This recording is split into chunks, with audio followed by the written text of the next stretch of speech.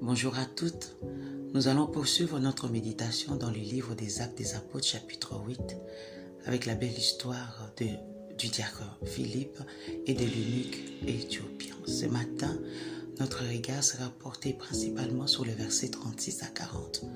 Mais je ne peux en parler sans rappeler ce qui était évoqué plus haut. Nous avons vu que le diacre était rempli du Saint-Esprit. Il était sensible, il obéissait au Saint-Esprit, que le Saint-Esprit l'utilisait et le guidait. Rappelons-nous que le Seigneur avait dit à ses disciples dans l'évangile des Jean, « Il vous est avantageux que je m'en aille, afin que le Saint-Esprit, l'Esprit de vérité, le Consolateur, vienne sur vous. » Et il avait dit encore que lorsqu'il arrivera, il vous enseignera toutes choses et il vous rappellera tout ce que je vous ai dit. Ainsi, Philippe a été conduit par l'ange du Seigneur sur un chemin qui descend de Jérusalem à Gaza. Car le Saint-Esprit, connaissant toutes choses, il savait que là, il y avait un homme qui était assoiffé de connaître, de comprendre les Écritures. Et nous avons vu que Philippe n'a pas hésité. Il s'est exécuté. Ô bien-aimé, que le Seigneur nous aide et nous rende sensibles à sa voix en toutes circonstances, afin que nous puissions accomplir sa volonté. Nous avons vu que par son obéissance, un homme pauvre en esprit, un homme assoiffé de comprendre les Écritures, a pu recevoir la révélation de notre Seigneur Jésus. Après avoir été enseigné par le diacre, après avoir reçu la révélation du Seigneur, l'eunuque n'a pas voulu s'arrêter en si bon chemin. La Bible nous dit au verset 36, « Comme ils continuaient leur chemin, ils arrivèrent à un point d'eau.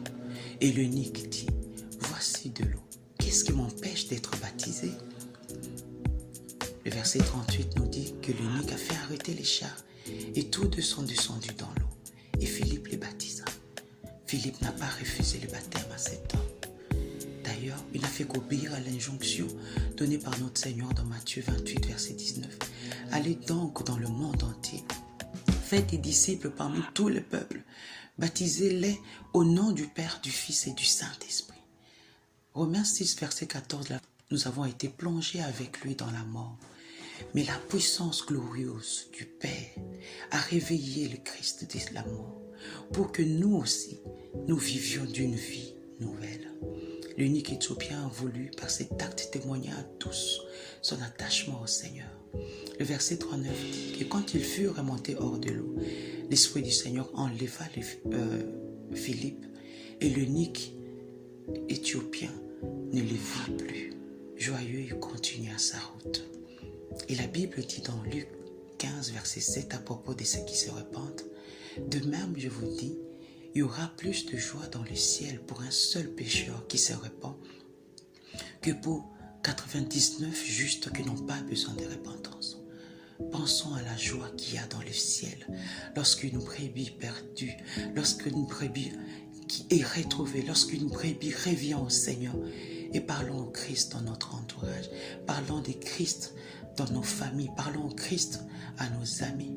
Pour finir, bien-aimés, je nous invite à lire dans Galates 5, 24-25, la version Parole de vie dit, « Ceux qui appartiennent au Christ Jésus ont cloué sur la croix les désirs mauvais qui les entraînaient.